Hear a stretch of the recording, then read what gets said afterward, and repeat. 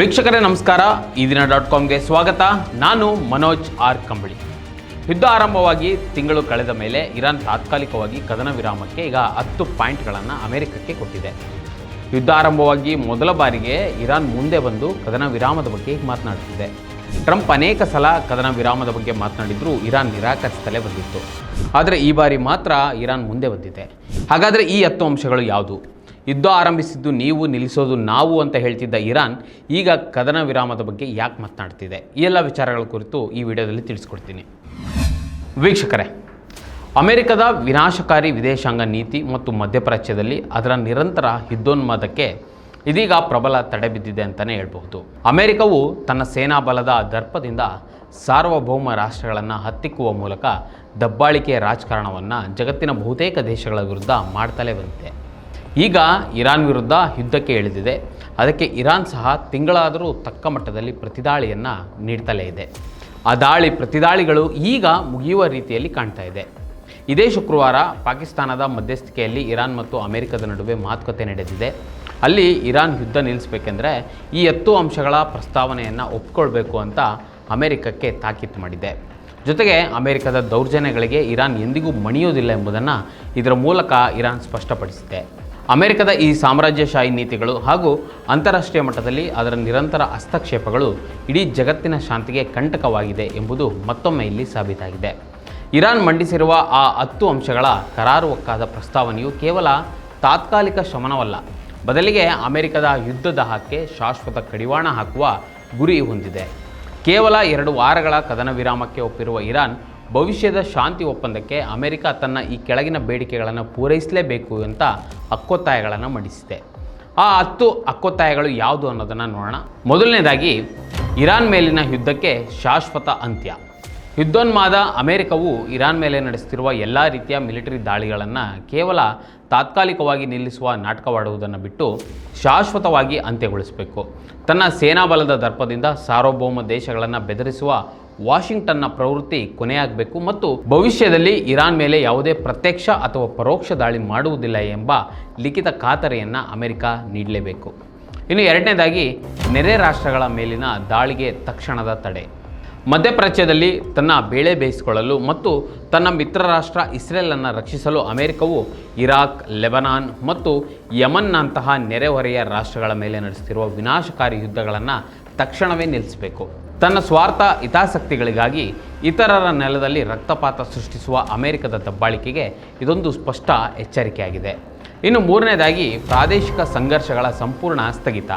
America ಮತ್ತು ಅದರ ಮಿತ್ರ ಪಡೆಗಳ ನಿರಂತರ ಹಸ್ತಕ್ಷೇಪದಿಂದಾಗಿ ಇಡೀ ಮಧ್ಯಪ್ರಾಚ್ಯದಲ್ಲಿ ಉಂಟಾಗಿರುವ ಅಶಾಂತಿ ಮತ್ತು ಪ್ರಾದೇಶಿಕ ಸಂಘರ್ಷಗಳನ್ನು ಸಂಪೂರ್ಣವಾಗಿ ಸ್ಥಗಿತಗೊಳಿಸಬೇಕು.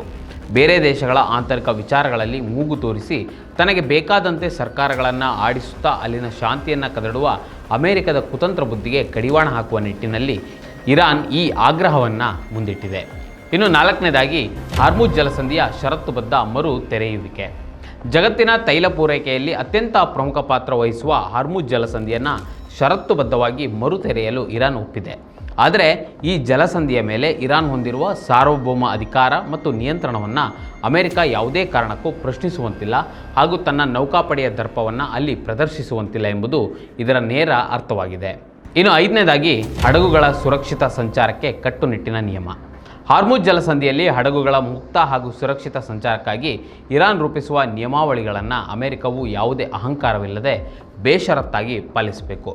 ಈ ಪ್ರಮುಖ ವ್ಯಾಪಾರ ಮಾರ್ಗದಲ್ಲಿ ಅಮೆರಿಕದ ಅನಗತ್ಯ ಹಸ್ತಕ್ಷೇಪ ಮತ್ತು ಬೆದರಿಕೆ ತಂತ್ರಗಳಿಗೆ ಇನ್ನು ಮುಂದೆ ಅವಕಾಶವಿಲ್ಲ ಎಂಬುದನ್ನು ಇದು ನಿಖರವಾಗಿ ಸ್ಪಷ್ಟಪಡಿಸುತ್ತದೆ. ಇನ್ನು ಆರನೇದಾಗಿ, ಪ್ರತಿ ಹಡಗಿಗೆ $2 ದಶಲಕ್ಷ ಸುಂಕ.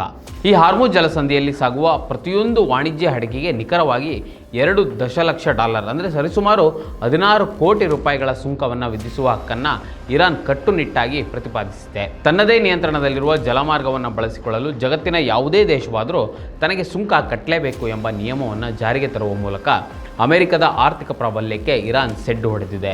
ಇನ್ನು ಏಳನೇದಾಗಿ, ಮರು ನಿರ್ಮಾಣಕ್ಕೆ ಪರಿಹಾರದ ಆಗ್ರಹ. ಅಮೆರಿಕ ಮತ್ತು ಅದರ ಪ್ರಾದೇಶಿಕ ಮಿತ್ರ ಇಸ್ರೇಲ್ ನಡೆಸಿದ ಅಮಾನವೀಯ ಬಾಂಬ್ ದಾಳಿಗಳಿಂದಾಗಿ ಇರಾನ್ನ ಮೂಲ ಸೌಕರ್ಯಗಳಿಗೆ ಭಾರೀ ಹಾನಿಯಾಗಿದೆ.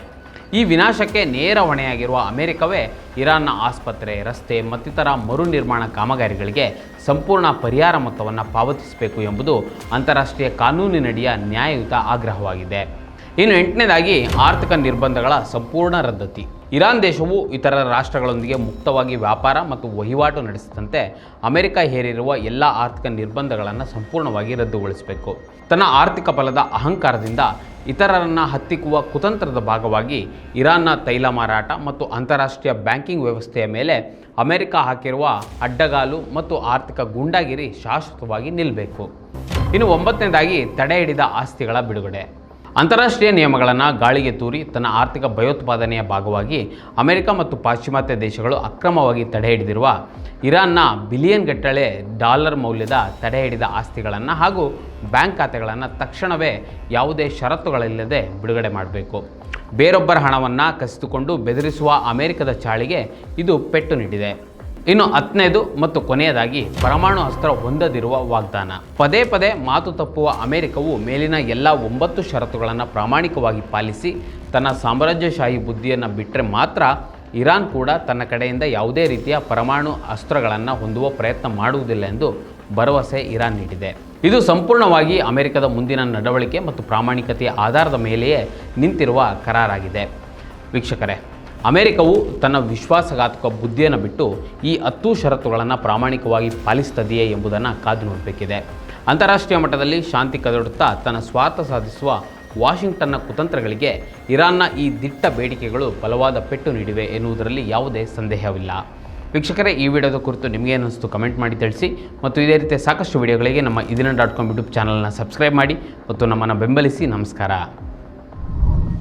ಮತ್ತಷ್ಟು ವಿಶೇಷ ವಿಡಿಯೋಗಳನ್ನು ನೋಡಲು ಮತ್ತು ಹೊಸ ವಿಡಿಯೋಗಳ ಬಗ್ಗೆ ತಿಳಿಯಲು ಇದೀನ.com ಯೂಟ್ಯೂಬ್ ಚಾನೆಲ್ ಸಬ್ಸ್ಕ್ರೈಬ್ ಮಾಡಿ ಮತ್ತು ಬೆಲ್ ಐಕಾನ್ ಕ್ಲಿಕ್ ಮಾಡಿ.